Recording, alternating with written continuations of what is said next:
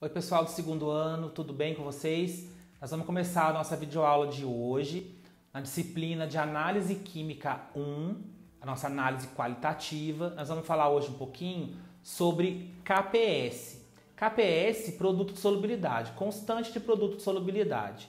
Então, a gente trabalhou com equilíbrio químico, equilíbrio iônico, vimos as constantes de equilíbrio químico, as constantes de equilíbrio iônico. Agora vai ser a constante de equilíbrio, digamos, em precipitados, né? Equilíbrio de solubilidade, produto de solubilidade. Primeira coisa que a gente tem que relembrar: solubilidade, capacidade máxima que um solvente tem, né, para dissolver algo. Então, quanto daquele soluto é dissolvido naquele solvente. Quando eu falo em solubilidade, eu penso numa propriedade física, né? Porque as substâncias podem ou não interagir, elas podem ou não se dissolver em determinados líquidos. A gente pode dar os exemplos simples: NaCl em água. Vai ser solúvel? Sim. Quanto vai ser solúvel? Então a solubilidade tem que ser determinada em função de alguns fatores, né? Quanto que eu solubilizo, então quantos gramas eu posso solubilizar, qual é o volume que eu consigo solubilizar e a temperatura. Então a temperatura é fundamental para a gente falar de solubilidade. Então eu dei o exemplo do NaCl que a gente tem aqui nos slides de vocês. A 25 graus ele dissolve, né, aí 36 gramas de NaCl para 100 mililitros de água, né? Então, 360 gramas por litro, que é a solubilidade máxima de NaCl em água a 25 graus. Lógico que essa solubilidade vai mudando, né? Daí eu coloquei para a gente entender, se eu tiver 70 graus, então uma água mais quente, né? Eu vou ter ali uma solubilidade de 38 gramas aproximadamente, 37,8 gramas. Então, gente, o que acontece na solubilidade? A temperatura influencia na solubilidade. Por isso que os exercícios de constante solubilidade, eles têm muito esses dados de temperatura. Apesar de eu não utilizar na conta, né, eu não utilizo isso na fórmula, mas eu tenho a solubilidade para entender o contexto. Ou seja, temperatura e solubilidade caminham juntas, é isso que é importante lembrar. Vocês são craques em soluções, eu já sei disso, então nós vamos relembrar um pouquinho. Solução saturada, insaturada e supersaturada. Insaturada, falta a quantidade de soluto para ser dissolvida. Saturada, tem a quantidade máxima já dissolvida. E supersaturada, existe uma quantidade acima da solução saturada. Então, a solução supersaturada é aquela que eu vejo um precipitado no fundo da solução, geralmente no fundo da solução. Então, saturada, quantidade máxima; insaturada, falta quantidade de soluto para ser colocada; e supersaturada é aquela que ultrapassou o ponto de saturação. Então, eu observo o que eu chamo de corpo de fundo, que é o precipitado ali nessa solução, que vai ficar uma solução heterogênea, vamos dizer assim, tá? Bom, vamos pensar então agora no princípio da solubilidade. O que eu não posso confundir, tá? Eu não posso confundir solubilidade com produto de solubilidade. Solubilidade é essa quantidade do soluto que eu consigo dissolver num volume de solvente. Geralmente a gente trabalha aí uma quantidade em gramas por cada 100 mililitros de água, né? O produto de solubilidade, quando eu falo produto, estou pensando numa operação matemática. Na verdade, eu tenho ali concentração vezes concentração. Então, eu preciso pensar nesses dois conceitos para a gente não se confundir. Nernst, lá em 1889, né, ele fala para a gente assim, ó: em uma solução saturada de um eletrólito pouco solúvel, então eu vou estudar esse ponto de saturação, eu vou estudar, né, esse precipitado, claro, para soluções que produzam precipitado. Não tem muito sentido estudar produto de solubilidade para compostos solúveis. A gente estuda para compostos insolúveis, então compostos que formem precipitado.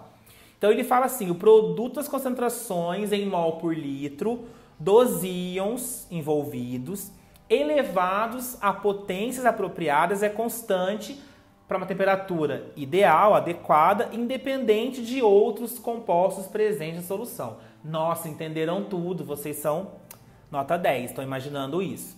Basicamente, o que eu estou falando para vocês, gente? eu tenho uma solução ali, né? No caso, eu vou ter o precipitado, né? No caso, em solução, eu trabalho com esse precipitado. Eu tenho lá o exemplo do AgCl. AgCl, cloreto de prata. Prata mais 1, cloro menos 1. Então, cloreto, né? Menos 1 e prata mais 1. Produto a concentração em mol por litro. O que vai ser esse meu produto de solubilidade, que eu chamo de KPS? Concentração de prata vezes a concentração de cloreto. Então, esse é o meu produto de solubilidade. A concentração do íon prata vezes a concentração do íon cloreto. Ah, eu vou elevar alguma coisa? Não, porque prata e cloreto, né, mais 1 menos 1, eu não preciso elevar a nada. Daí eu dei um exemplo para vocês aqui do brometo de chumbo, PbBr2. Eu dissocio isso, que eu tenho que ter a dissociação, em Pb2+ e 2Br-. Então, o meu KPS vai ser o quê? Chumbo, Pb2+, concentração em mol por litro, vezes a concentração de brometo elevado a 2. Mate, por que elevado a 2? Porque o brometo, nesse composto, tem atomicidade igual a 2, não valência. Atomicidade igual a 2. Eu tenho 2 bromos. Então, eu preciso considerar isso na hora de fazer o meu KPS. Então, o que eu tenho que pensar? KPS é constante do produto de solubilidade, né? Constante do produto de solubilidade. K, constante, P, produto de solubilidade. Então, essa constante de solubilidade, né, vai ser concentração em mol por litro do íon positivo, que é o cátion, vezes o íon negativo, que é o ânion.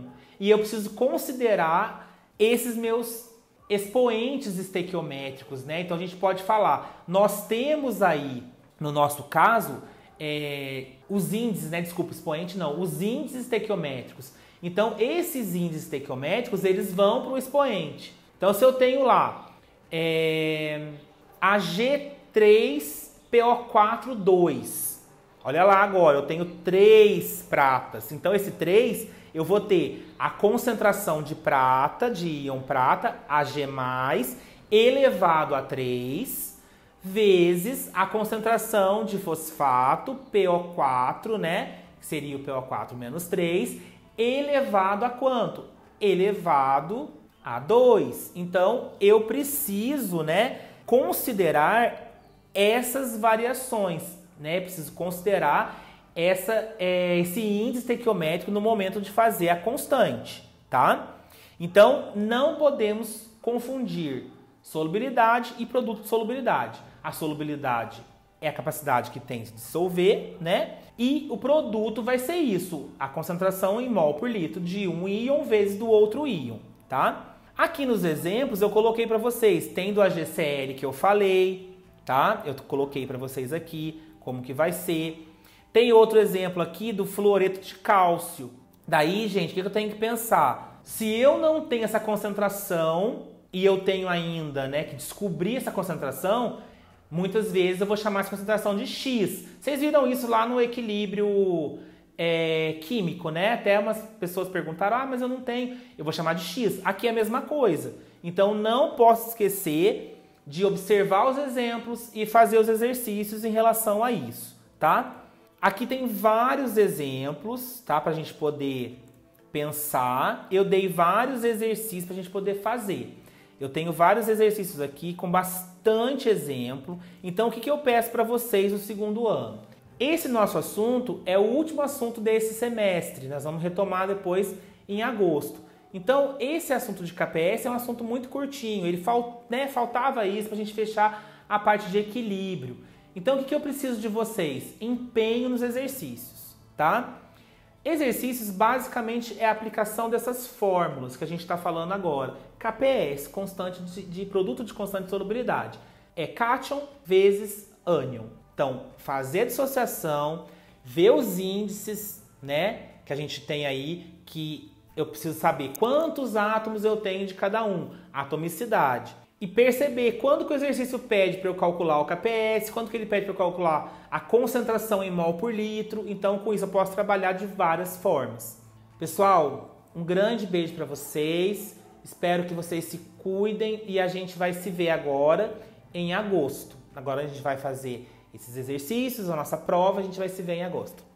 Um beijo para todo mundo.